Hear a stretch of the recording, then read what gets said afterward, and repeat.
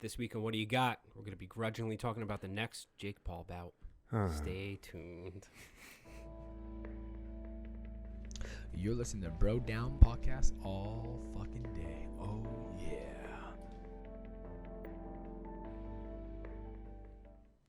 Hey everybody, welcome back to the Bro Down Podcast. I'm Andy Smith. And I'm Tim Fulton. And this is What Do You Got? What do you got? What do you got when we take a random question the other person doesn't know about and we just bullshit about it for a while. It's Tim's turn. What do you got, Tim? Jake Paul versus Tyron Woodley. Officially booked. It's official? It's official. They signed it? I don't know. It's not official until they sign a contract. Oh, shut up. We're going to be talking about it as if it is 100%, without a doubt, beyond reason official. So it's an exhibition match again. Why is it an exhibition match? I think it's because I'm talking out of my ass. I don't fucking know. But I think it's because of the way the weight class is set up. I think it might be maybe fighter experience. Maybe. Since they're both pro boxers. I don't know. At any rate, we have Jake Paul.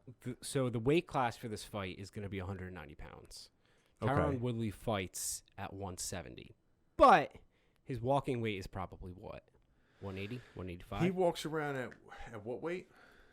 That's what I'm asking. 180, 185? Tyron Woodley? Yeah. He probably walks around probably 190. Okay. 195. Still, that's going up quite a bit of weight. And what does Jake Paul weigh? It's a 190 weight class. So I don't know. I don't know what that is in boxing. That might be heavyweight in boxing. Is it? Or light heavy? No, light heavyweight. Boxing has so many weight classes. I have no idea. So what do you think? So that was kind of my point going into this. Last time I was so gung-ho that Ben Askren was going to whoop some ass. Benny boy. Yeah. Benny boy. And then, to my dismay, and many people's dismay, that clearly wasn't the case, which showcases two things. One, Benny boy wasn't exactly up to par. He walked in there looking like... Yeah, no, he was not. He walked in looking like Father of the Bride. Like... Yeah, he didn't look like he was in shape. No. And it was kind of like, how do I put it? Once it happened, I think a lot of people were like, yeah, that's probably what was going to happen. Kind of a feel. Yeah. But to be fair, I think we can say, I'm not going to say he's the same as any other pro boxer, but it did showcase that Jake Paul is much more of a legitimate athlete than I had given him credit to. Yes. At the very least. His stock didn't go down. His stock didn't go down. He's at least in shape. He's clearly put in the work. He looked like he had some pro style in there. Not that I would know what that is if I saw it or if it punched me in the face. He knows what he's doing. Yeah, he knows what he's doing. Whether or not you can actually call him a pro boxer is up for debate. So, I don't know if that's the discussion that people need to be having when they talk about him, because he's not facing other pro boxers. And he's doing so intelligently. Yeah. Now, comes a Tyron Woodley. Tyron Woodley started off as a wrestler, but he found out that, I can knock people out with one punch somewhere along the line. Now, I don't know how good his just straight up boxing is. Yeah. But I do know that when he's wearing 4-ounce gloves, he can put some of the toughest people on the planet to sleep with one shot. He did it to Robbie Lawler. He almost did it to Wonder Boy twice. You're talking elite level guys. And when he's not having to worry about somebody taking him down and he can just focus on the stand-up, that's going to be interesting. Now, boxing, the size of the gloves and all that's a lot different. So it's a little bit...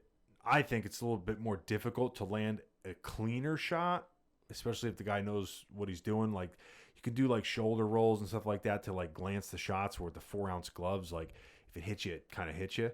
But that being said, Woodley has way more knockouts than Jake Paul.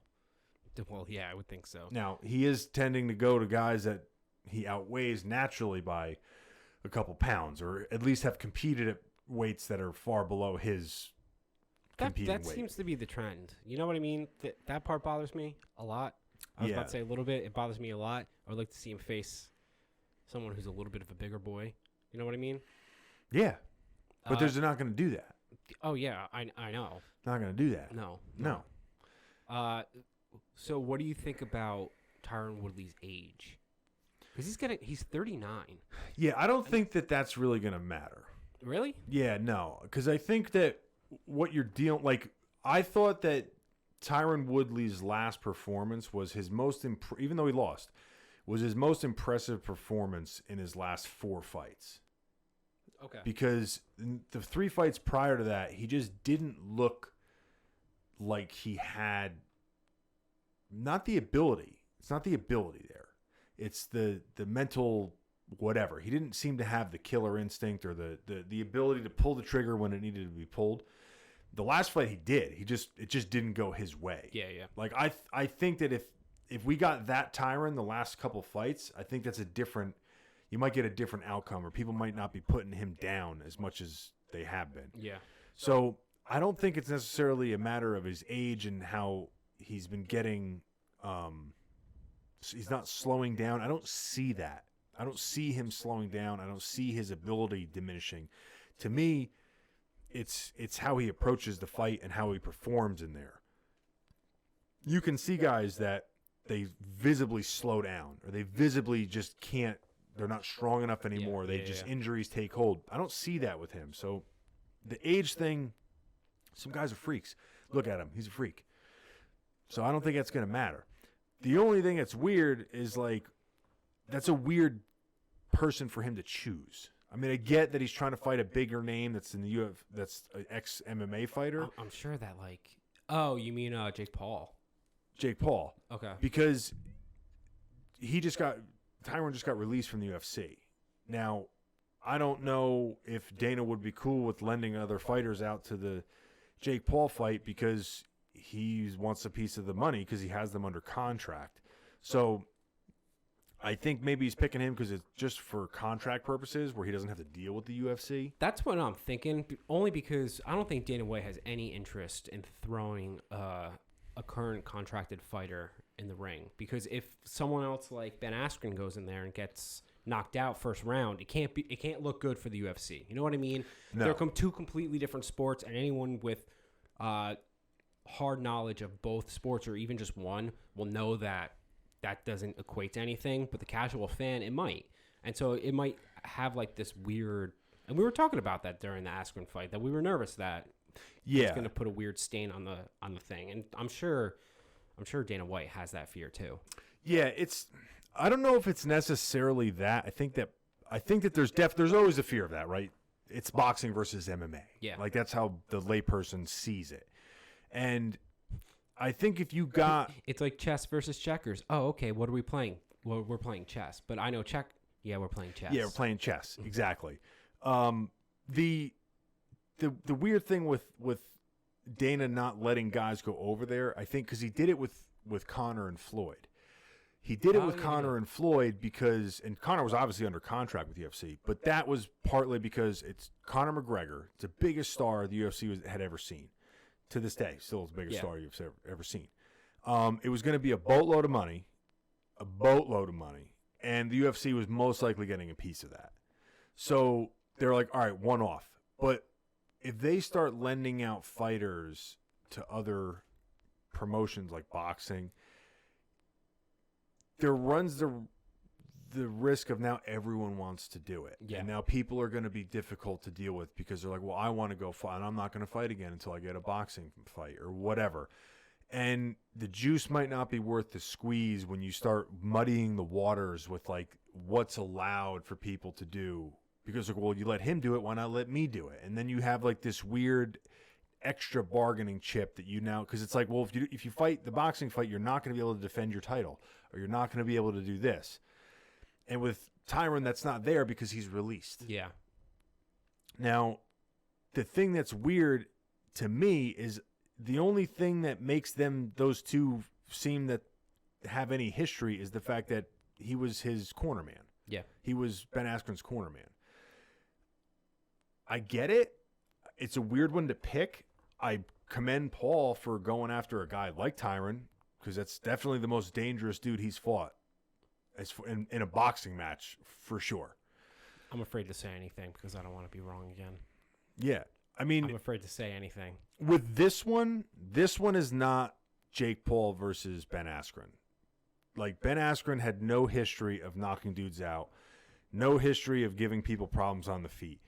Tyron Woodley has a history of, like, he can be patient. He can almost be too patient at times. Yeah. But if you make a mistake, he will light you up. He will make you pay for any mistake that you make. We saw 2 Wonder Boy fights where basically 90% of the time, nothing happened. Nothing happened.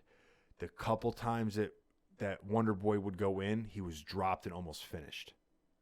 So, and he's one of the more elite strikers in the division at the time, and even now. Yeah. So it's definitely an interesting matchup. I'd be interested to see if it actually goes through, though, because I think what these guys do sometimes is they announce the fight and they see how many people respond to it I'm going to look it up on as you're social talking. media.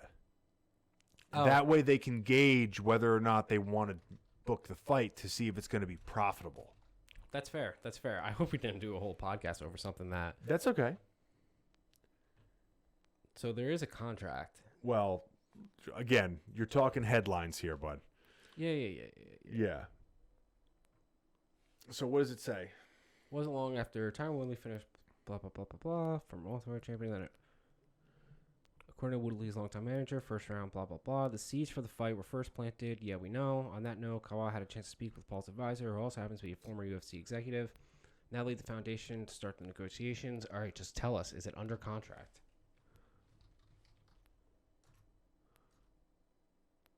He's getting paid really well, he said about Woodley's contract. It's one of the best deals I've ever done. The guy's in this situation.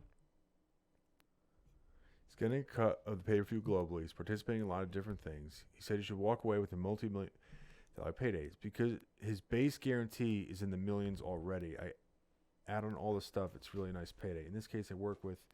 So did they sign it? Wait, go back.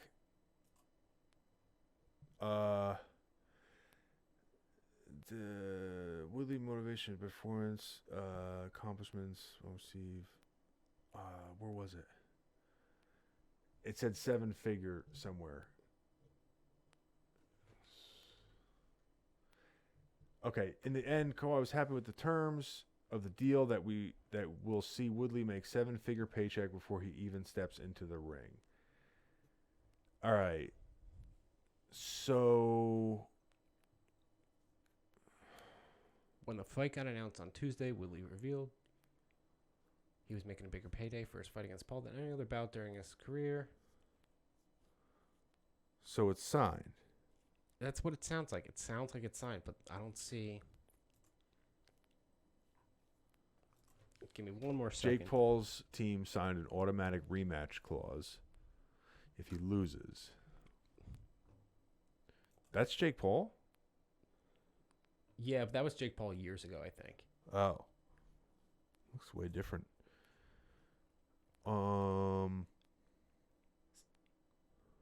See, they say they agree to contract for boxing fight. It doesn't say that's signed. Yeah, that don't mean nothing. I mean, it seems like it's most likely the case right now because it's getting a lot of It is getting a lot press of traction here. But it don't mean anything until it's actually signed. Yeah. So we shall see. Yeah. But I would definitely like to see this fight. Is it worth the 3 hours of nonsense That I performances? don't know. That I can't. I don't. No, it's not. It's not with Trilla. He signed a deal with Showtime. Oh, so maybe we're actually I going to get like. believe he signed a 3 or a 5 fight deal with Showtime Boxing. Oh. And the thing with Showtime Boxing is they're not like Trilla. They're gonna give him names, like decent names that are basically not like. It's not going to be Trilla. It might not be to the level that the UFC is because I think that they're on their own pedestal. But You're a little bit of a fanboy too. I am. But you clearly saw the difference. I saw the difference, dude. It was brutal. Yeah, Brutal. And what's crazy with something like that is it made you realize what you didn't realize about the production that the UFC puts on, where you're like, oh, like, I guess having to wait 5 minutes in between fights is not that bad. Dude, if the UFC was Joe Rogan's podcast, Trilla would be us. Yes. Yeah. Yes. We're giving ourselves a lot of credit. We are giving ourselves a lot of credit. Yeah. I'm excited. I think Tyron probably takes that fight. You're getting my hopes up a little bit, but I'm kind of excited too. I'm not going to lie. I'll watch that one. Ben put the doubt. Ben put the doubt in your mind. I don't want to be betrayed like that again. No. My heart can't take it. No. My little heart cannot take it. All right, guys, let us know what you think about this fight in the comment section down below. Who's going to come out on top? Jake Paul? Tyron Woodley? Is it not even going to happen? Do you not care? It would be really weird if you made it this far and you didn't care whatsoever. I want to see Chael Sonnen fight him. I said it. Hey, come here, Jake. Come here. I got you, Jake. It's not how he sounds. It is. Catch you guys next time. You're listening to Bro Down Podcast all fucking